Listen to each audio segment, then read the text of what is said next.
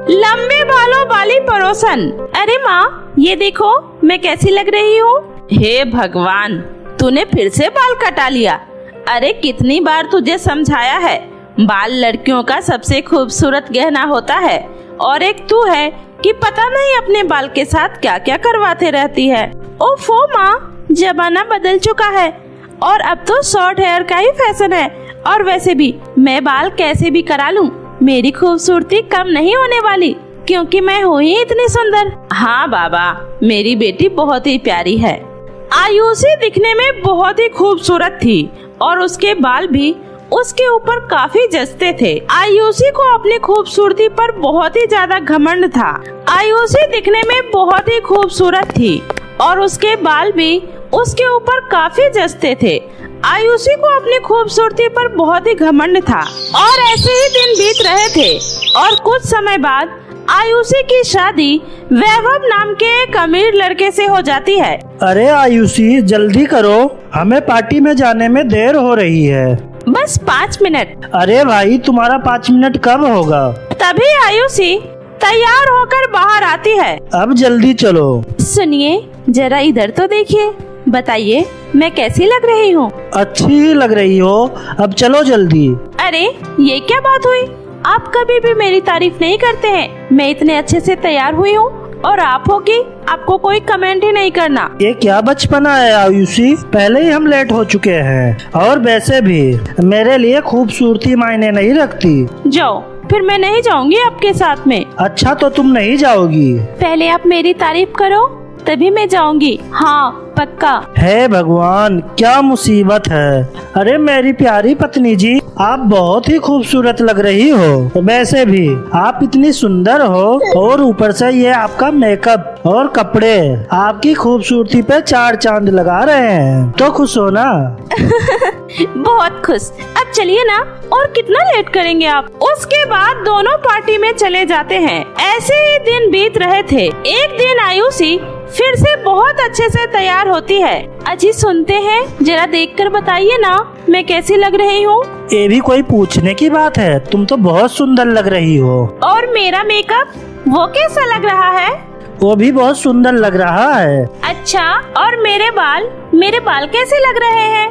तुम्हारे बाल ठीक ही लग रहे हैं। बस ठीक? अरे जरा ध्यान से देखिए ना, बताइए ना। अरे भाई, सब अच्छा लग रहा है, लेकिन तुम्हें अपनी खूबसूरती पर और बालों पर कभी घमंड करना नहीं चाहिए। क्यों ना करूं? आखिर आपने कभी किसी के इतने सुंदर और सिल्की बाल देखे भी हैं, जैसे मेरे हैं? बचपन से ही मुझे छोटे बाल पसंद है, लेकिन जब से शादी हुई है तब से मैंने अपने बालों का बहुत ही अच्छे से ख्याल रखकर इतने लंबे किए हैं। तो घमंड करना तो बनता है ना। लगता है तुमने अपने पड़ोस में रहने वाली ममता भाभी के बाल नहीं देखे। कभी टाइम मिले तो उनसे जाकर मिलना, तब तुम्हें पता चलेगा लंबे और अच्छे बाल किसे कहते हैं। चलो, अब मैं ऑफिस के लिए निकलता हूँ। वैभव तो ये बोलकर ऑफिस चला जाता है, लेकिन आयुषी के अंदर एक जलन सी होने लगती है। उससे ये बिल्कुल भी बर्दाश्त नहीं हो रहा था कि उसके ही पड़ोस में कोई है जिसके बाल उससे भी लंबे हैं। गुस्से में आयुषी अपने घर का काम कर रही थी, तभी उसके घर पर उसके पड़ोस में रहने वाली सोनम आती है। अरे भाभी, कहाँ हो आप? ये लो, आपने जो तेल मंगवाया था मैं वो लेकर आई हूँ। ठीक है सोनम। अच्छा सोनम, एक बात बताओ, ये ममता भाभी कैसी दिखती है? अरे भाभी, ममता भाभी जैसा तो कोई नहीं है हमारे इस पूरे गाँव में। वो दिखने में आप जितनी सुंदर हो उतनी तो नहीं है, लेकिन उनके लंबे घने चमकीले बाल उनकी खूबसूरती में 4 चांद लगा देती है। अच्छा, लेकिन मेरे बाल भी तो लंबे और सुंदर हैं। इसे आप लंबे बाल कह रही हो भाभी? लगता है आपने सच में कभी लंबे बाल देखे ही नहीं है। कभी टाइम मिले ना तो आप ममता भाभी से मिलना, फिर देखना लंबे बाल। अच्छा भाभी, अब मैं चलती हूँ, वरना माँ गुस्सा करेगी। इतना बोलकर रानी तो चली जाती है, लेकिन रानी की बातों से आयुषी का गुस्सा 7वें आसमान पर चला जाता है। लगता है अब मुझे उस ममता की बच्ची से मिलना ही पड़ेगा। आखिर मैं भी तो देखूं, ऐसे कैसे लंबे बाल हैं उसके, जो हर कोई आ रहा है उसकी ही तारीफ कर रहा है। आयुषी उसी वक्त कुछ सोचकर एक खाली कटोरी लेकर ममता के घर चली जाती है। जैसे ही ममता दरवाजा खोलती है तो वाकई में ममता के घुटनों तक लटकते बाल देखकर आयुषी का मुंह खुला का खुला रह जाता है। जी बताइए, क्या काम है? मैं दरअसल मैं आयुषी आपके। अच्छा, मैं समझ गई। आप वैभव भैया की पत्नी हैं? आओ ना, अंदर आओ, बैठो। नहीं, मैं फिर कभी आऊंगी। वो तो बस मैं ये पूछने के लिए आई थी कि थोड़ी सी चीनी मिलेगी क्या? हाँ, क्यों नहीं, तुम अभी बैठो, मैं अभी लेकर आती हूँ। ममता जैसे ही चीनी लेने के लिए अंदर जाती है, आयुषी ममता का बाल देखकर गुस्से से तिलमिलाते हुए बिना चीनी लिए ही वहाँ से चली आती है। उसका चेहरा गुस्से से लाल हो चुका था, क्योंकि आयुषी को शुरू से ही अपनी खूबसूरती पर बहुत ही ज्यादा घमंड था और उसे जरा भी बर्दाश्त नहीं था कि उसके आस पड़ोस में भी कोई महिला उससे ज्यादा सुंदर दिखे। तभी वहाँ पर एक बूढ़ा साधु आता है। बेटी, क्या मुझे खाने के लिए कुछ मिलेगा? मैंने आज 2 दिनों से कुछ नहीं खाया है। कृपया करके मुझे कुछ खाने को दे दो।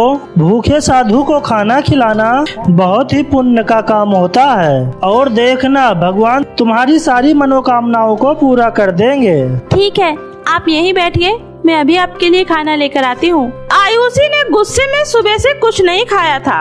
वो अपना सारा बचा हुआ खाना उस साधु को लाकर दे देती है। साधु बहुत भूखा था।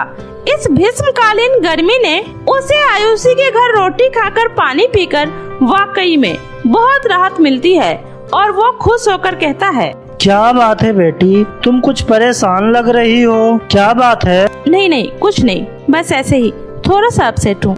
तुमने इस भूखे साधु को खाना खिलाया है तो तुम्हारी मदद भी करना मेरा फर्ज बनता है। ये लो बेटी। ये चावल का एक दाना, इसका मैं क्या करूँगी? बेटी, तुम बस श्रद्धा के साथ इस चावल को भगवान का भोग लगाकर खा लेना। उसके बाद जो भी तुम अपने मन में इच्छा मांगोगी वो सारी इच्छाएं तुम्हारी पूरी हो जाएंगी। क्या सच में ऐसा हो सकता है? मैं जो चाहूँगी वो होगा? हाँ बेटी, लेकिन ठीक है, मैं समझ गई साधु बाबा। अब आप जाइए, मुझे इसी टाइम इसका भोग लगाना है। आयुषी उस साधु की बिना पूरी बात सुने ही गेट बंद करके चली जाती है और जल्दी से भगवान का भोग लगाकर वो चावल खा लेती है और बोलती है, जादुई चावल, बस मेरी एक ही इच्छा है कि मेरे बाल खूब लंबे हो जाएं और उस ममता की बच्ची के बाल छोटे हो जाएं। नहीं, छोटे भी नहीं, वो तो एकदम टकली हो जाए, टकली, बस मेरी यह इच्छा है। इतना बोलकर आयुषी जल्दी से ममता के घर जाती है। तभी वो देखती है कि ममता का बाल तो पहले की तरह ही है, बल्कि उसके बाल तो पहले से और भी ज्यादा खूबसूरत लग रहे हैं। ये देखकर आयुषी को बहुत गुस्सा आता है, लेकिन तभी से बात कर रही और भी लेडीजों की नजर जब आयुषी पर जाती है तो वे लोग आयुषी को देखकर जोर जोर से हंसने लगती है।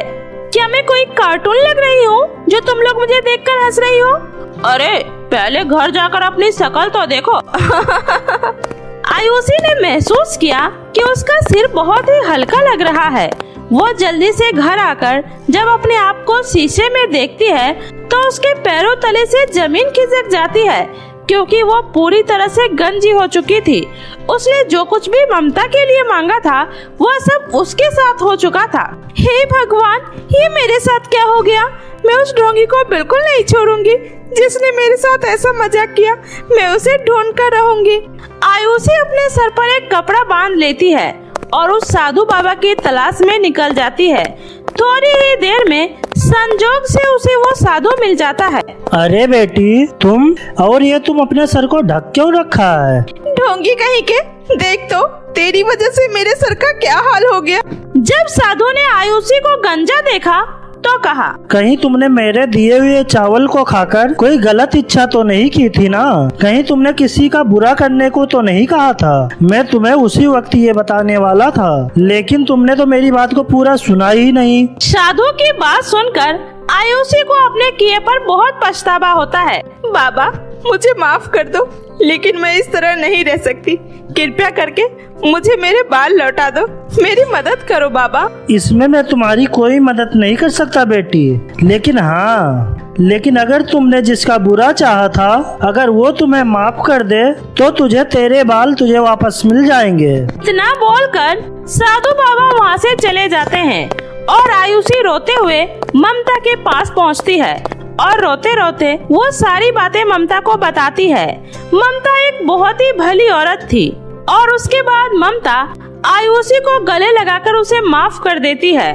ममता के माफ करते ही आयुषी के बाल फिर से वापस आ जाते हैं। तो बहुत बहुत शुक्रिया भाभी, आज आपकी वजह से मुझे फिर से सर उठाकर चलने का मौका मिला है। मैं आपका ये एहसान कभी नहीं भूलूंगी और आज के बाद मैं कभी किसी से ईर्ष्या नहीं करूंगी।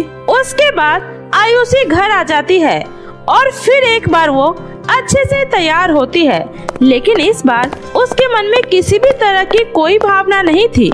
इस बार उसके मन में सिर्फ प्रेम ही प्रेम था और जिसकी चमक उसे पहले से भी कहीं ज्यादा खूबसूरत बना रही थी। वैभव ने जैसे ही आयुषी को देखा तो इस बार वो उसकी तारीफ किए बिना रह नहीं पाया। हेलो दोस्तों, आज मैं आपको जो कहानी सुनाने जा रही हूँ वो कहानी है गरीब माँ की अमीर बेटी। तो चलिए दोस्तों देखते हैं आज की ये नई कहानी। सुल्तानपुर गांव में करिश्मा नाम की एक लड़की अपनी माँ गायत्री और पिता रमेश के साथ रहा करती थी। करिश्मा दिखने में बहुत ही खूबसूरत और समझदार थी। उसके पिता रमेश राजमिस्त्री का काम किया करता था। एक दिन रमेश काम पर जा ही रहा था, तभी अचानक पीछे से एक कार आती है और रमेश को टक्कर मार देती है, जिससे रमेश की मौत मौके पर ही हो जाती है। पिता के मृत्यु के बाद करिश्मा की मां गायत्री गांव के मुखिया रंजीत सिंह के घर में बर्तन मांजने का काम किया करती थी। करिश्मा मां के कामों में हाथ बटाया करती थी। एक बार की बात है, गांव के मुखिया रंजीत सिंह के घर में एक बहुत बड़ा पार्टी चल रहा था। उस पार्टी में बहुत बड़े बड़े लोग आए हुए थे। उसमें मुखिया रंजीत सिंह का दोस्त ललित सिंह भी मौजूद था। ललित सिंह की नजर करिश्मा पर पड़ती है, जो अपनी मां गायत्री के साथ बर्तन मांजने का काम कर रही थी। ललित सिंह उसे इस तरह मां के साथ काम करता देख उस लड़की को अपने बेटे के लिए पसंद कर लेता है। करिश्मा बहुत सुंदर और सुशील लड़की थी। अगले दिन ललित सिंह करिश्मा की मां गायत्री के घर जाता है। उस समय करिश्मा घर पर नहीं होती है। देखो बहन जी, आपकी बेटी को हमने अपने बेटे के लिए पसंद कर लिया है। हमारा बेटा बड़ा ही काबिल है, तुम चाहो तो उसे देख सकती हो। मैं तो बस गरीब घर की लड़की इसलिए ले जाना चाहता हूँ कि मैं अच्छी तरह से जानता हूँ वह मेरे घर को अच्छे से संभाल सकती है। ये तो आप लोगों की मेहरबानी है जो आप एक गरीब घर की बेटी से शादी करना चाहते हैं, वरना कौन गरीब घर की लड़की को अपने घर की बहू बनाना चाहेगा। पर बहन जी, आपसे एक प्रार्थना है, शादी के बाद आप करिश्मा से कोई रिश्ता नहीं रखिएगा। यह सुनकर गायत्री को जोर से झटका लगता है। सेठ जी, आप क्या कह रहे हैं? करिश्मा मेरी इकलौती बेटी है, मेरे सिवा उसका दुनिया में कोई नहीं है। मुझे पता है आपको यह सुनकर बहुत बुरा लगा होगा, पर मैं ये कहना चाहता हूँ कि करिश्मा की शादी के बाद करिश्मा का वही अपना घर होगा ना। मैं अपने रिश्तेदारों को यह नहीं बताना चाहता हूँ कि करिश्मा एक गरीब घर की बेटी है। आप बिल्कुल चिंता मत करिए, मैं आपका भी ध्यान रखूंगा, आपके लिए अच्छी जगह घर दे दूंगा और किसी भी चीज की कमी नहीं होने दूंगा। नहीं नहीं, इसकी कोई जरूरत नहीं है। जिंदगी के साल ही कितनी बची है। मेरी बेटी का भविष्य अच्छा हो सकता है तो मेरे लिए इससे अच्छा क्या होगा। इस तरह से करिश्मा की मां ने करिश्मा की शादी ललित सिंह के बेटे आदित्य सिंह से करा देती है। करिश्मा अपना ससुराल जाती है तो वह उस बड़े घर को देखकर देखती ही रह जाती है। उसे ये तो पता था कि उसकी शादी एक बड़े घर में हुई है, पर इतना बड़ा घर वो देखकर तो हैरान ही रह जाती है। शादी के जोड़े में खड़ी हुई बस एक टक से उस घर को देख ही रही थी, जिसके बाहर रंग बिरंगी गाड़ियां खड़ी थी, जिसे दिखने के बाद लग रहा था कोई राजमहल हो। करिश्मा, इधर उधर क्या देख रही हो बेटा? इस चावल के लोटे पर पैर लगाओ और अंदर आ जाओ। अपनी सास की आवाज सुनकर करिश्मा असली दुनिया में आई और उसने लोटे पर पैर लगाया और गृह प्रवेश किया। करिश्मा बेटा, आज से तुम्हारा यही घर है। यहाँ किसी भी प्रकार की कोई दिक्कत नहीं होगी। जी बाबूजी, मैं भी आपको कोई शिकायत का मौका नहीं दूंगी। करिश्मा की शादी आदित्य से हुई। ललित सिंह उसके पिताजी थे, जो अपने बेटे आदित्य के साथ मिलकर बड़े से बिजनेस को संभाला करते थे। देखो जी, शादी के 6 महीने बीत गए। शादी के बाद माँ से एक बार भी नहीं मिल पाई हूँ। क्या आप मुझे माँ के घर 2 दिन के लिए छोड़ देंगे? देखो करिश्मा, इस बारे में तुम माँ पिताजी से बात करो। करिश्मा अपने सास ससुर के पास जाती है और यही बात दोहराती है। अरे करिश्मा बिटिया, तुम्हें बुरा नहीं लगे इसलिए मैंने तुम्हें यह बात नहीं बताई कि तुम्हारी माँ अब वहाँ नहीं रहती है। कुछ दिन पहले मैं वहाँ काम से गया था, तुम्हारे घर पर ताला लगा था। पड़ोसियों से पूछा तो उन्होंने कहा अब वह यहाँ नहीं रहती है। यह आप क्या कह रहे हैं बाबूजी? मेरी माँ वहाँ से कहाँ जा सकती है? उनका तो कोई ठौर ठिकाना भी नहीं है, न ही उनका मायका है और न ही ससुराल। और ये बात मुझे आप आज बता रहे हैं। आप इतना शांत कैसे रह सकते हैं? ये कहकर करिश्मा रोने लगती है और वो आदित्य से कहती है, मुझे एक बार वहाँ ले चले।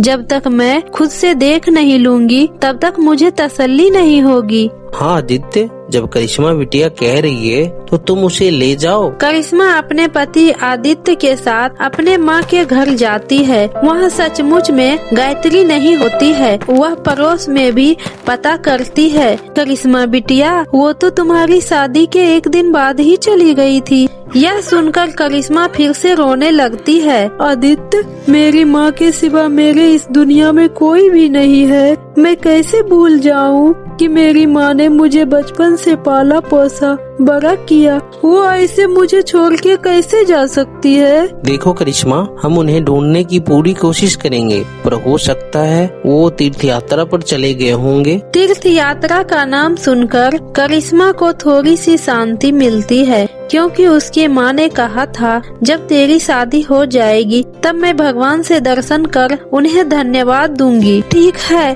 अगर ऐसा हुआ तो मेरी माँ जरूर आएंगे। हम 1 महीने बाद फिर आकर पता करेंगे। आदित्य को पता था कि अब उसकी माँ अब दोबारा कभी नहीं आएगी। करिश्मा फिर उस बड़े घर में आकर बड़े घर की दुनिया में खो जाती है। करिश्मा अपने सास ससुर की सेवा करती है। पूरे घर के नौकरों से काम करवाना और हर चीज का ध्यान रखना, हर चीज करिश्मा ही कर रही थी। लेकिन बीच बीच में उसको अपनी माँ की बहुत याद आती है और वो रोने लगती है। माँ, तू कहाँ चली गई माँ? आदित्य, तुम करिश्मा का ध्यान रखना। मैं जानता हूँ वो अपना माँ को ढूंढने की बहुत कोशिश करेगी, लेकिन तुम किसी काम में उलझा कर रखना। देखो, लड़की बहुत अच्छी है, सारे घर को कैसे संभाल रखा है। मुझे पूरा यकीन है कि वो तुम्हारी जिंदगी भर साथ देगी। ठीक है पिताजी। फिर 6 महीने बाद ही करिश्मा सारे घर वालों को खुशखबरी देती है कि वो माँ बनने वाली है। अरे बहू, तुमने हमें यह खुशखबरी देकर तो बहुत खुश कर दी है। भगवान तुझे और तेरे बच्चे को अच्छे रखे। जी माँ जी, इतनी बड़ी खुशखबरी है, एक बार माँ की तरफ हो आती हूँ। क्या पता वो वापस आ गए हो। जब उन्हें ये पता होगा कि मैं माँ बनने वाली हूँ तो वो बहुत खुश होंगी। करिश्मा, मैंने पता किया था, वो अभी भी वहाँ नहीं आई। यह सुनकर करिश्मा उदास हो जाती है। उधर गायत्री उस शहर को ही छोड़ चुकी थी और अब दूसरे शहर में एक सेठ के घर में खाना बनाने का काम कर रही थी। सबको उसके हाथ का खाना बहुत ही ज्यादा पसंद आते थे। उस घर की मालकिन बहुत ही अच्छी थी। एक दिन वो गायत्री से कहती है, सुनो गायत्री, तुम जब से काम पर लगी हो कभी छुट्टी नहीं ली और न ही तुम किसी से मिलने जाती हो, न ही तुमसे कोई मिलने आता है। क्या तुम्हारे घर परिवार में कोई नहीं है क्या? नहीं मालकिन, ऐसी बात नहीं है। मेरी बेटी की शादी बहुत बड़े घर में हुई है। अच्छा, तो वो तुमसे मिलने क्यों नहीं आती है? उसका तो बहुत मन करता होगा मिलने का, लेकिन उसका ससुर ने कहा था कि आपकी बेटी अब बड़े घर की बहू बन गई है, इसलिए उसके हिसाब से रोज मिलने आना जाना ठीक नहीं होगा, इसलिए हम वहाँ से चले आए। मेरी इकलौती बेटी है मालकिन, बस हम उसके खुशी के लिए चली आई। मैं उसे बहुत याद करती हूँ और भगवान से प्रार्थना भी करती हूँ। ये सब सुनकर मुझे बहुत दुख हुआ। गायत्री, तूने इतना बड़ा बलिदान दे दिया, तुम धन्य हो। ऐसा बलिदान एक माँ ही दे सकती है। उधर करिश्मा एक प्यारे से बेटे राहुल को जन्म दिया। वो आज भी माँ को याद कर रही थी, लेकिन उसे ये नहीं पता था कि उसकी माँ इस दुनिया में है भी या नहीं। इस तरह देखते देखते 2 साल बीत गए। घर की जिम्मेवारी और बच्चों को संभालने में करिश्मा के दिन बीत रहे थे, लेकिन उसे रह रह कर माँ की याद आती है। एक दिन, देखो आदित्य बेटा, कल शाम को सब लोग तैयार हो जाना। मेरा एक बहुत करीबी दोस्त है, उसके बेटे की शादी है, हम लोगों को वहाँ जाना है। ठीक है पिताजी, हम लोग कल टाइम से तैयार हो जाएंगे। अगले दिन शाम को पूरा परिवार शादी में शामिल होने के लिए जाता है और काफी देर तक उन लोगों से मिलते हैं और फिर करिश्मा एक जगह बैठ जाती है और राहुल इधर उधर भाग रहा था। वो उसे देख रही थी कि तभी राहुल एक बूढ़ी औरत से टकरा जाता है। तभी बूढ़ी औरत उस बच्चे को गोद में उठा लेती है। बूढ़ी औरत के गोद में देख करिश्मा वहाँ आ जाती है।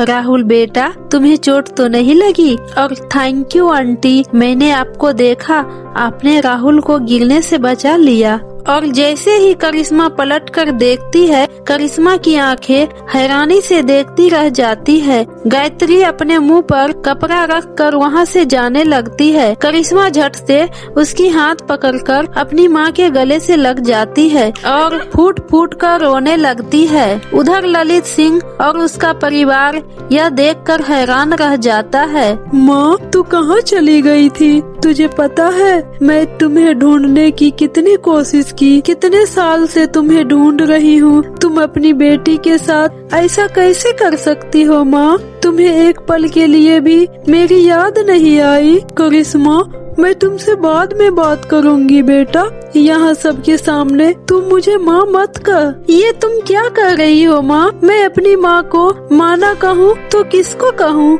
और तू इतना डर क्यों रही हो? और तुम यहाँ क्या कर रही हो? तभी वहाँ पर गायत्री की मालकिन आ जाती है। अच्छा, तो तुम हो गायत्री की बेटी? ये सब तुम अपनी माँ से नहीं, अपनी ससुराल वाले से पूछो।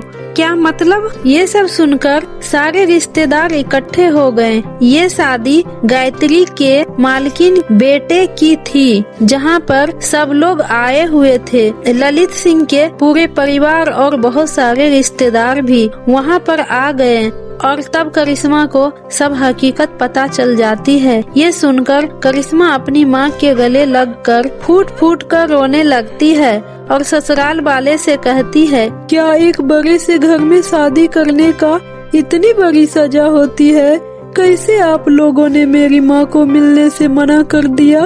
अगर ये काम मैंने इन 5 सालों में आपके बेटे और आपके साथ किया होता तो कैसा लगता? मैंने बड़े घर में आपकी बहू बनकर आपके पूरे परिवार को संभाल लिया और आप लोगों ने मेरी माँ के साथ इतना बड़ा अत्याचार किया। क्योंकि मेरी माँ गरीब है, इसलिए मेरी माँ को मुझसे दूर कर दिया। अरे ऐसे मतलबी अमीर लोग अपनी अमीरी पर इतना घमंड था तो मत लाते गरीब घर से बहू। करिश्मा बेटा, मेरा मतलब था कि। चुप रहिए बाबूजी, मैंने आपसे वादा किया कि मैं कभी कोई शिकायत का मौका नहीं दूंगी और मुझे लगता है कि कभी दिया भी नहीं होगा, लेकिन आपने क्या किया? थूकती हूँ इस अमीर लोगों की दौलत पर। नहीं चाहिए हमें ऐसा बड़ा घर, बंगला, गाड़ी। हमारे जैसे गरीब को माँ से बढ़कर कुछ भी नहीं है। और ये कहकर करिश्मा अपनी माँ के गले से मिलकर रोने लगती है और उसकी माँ भी अपनी बेटी के गले लगकर जोर जोर से रोने लगती है। ललित सिंह और उसका पूरा परिवार करिश्मा और गायत्री से माफी मांगते हैं। नहीं नहीं, मैं लड़की की माँ हूँ, मुझसे इस तरह से माफी मांगकर शर्मिंदा मत करिए। और इस तरह से ललित सिंह करिश्मा और उसकी माँ को लेकर पूरे परिवार के साथ अपने घर को लौट आते हैं और इस तरह से करिश्मा भी माँ को पाकर खुशी खुशी अपने ससुराल में रहने लगती है। तो मेरे प्यारे दोस्तों, अगर आपको मेरी ये कहानी अच्छी लगे तो प्लीज मेरे चैनल पोरो टीवी को सब्सक्राइब कर ले ताकि आपको अच्छी और मजेदार कहानियाँ देखने को मिलती रहे। बाय बाय दोस्तों।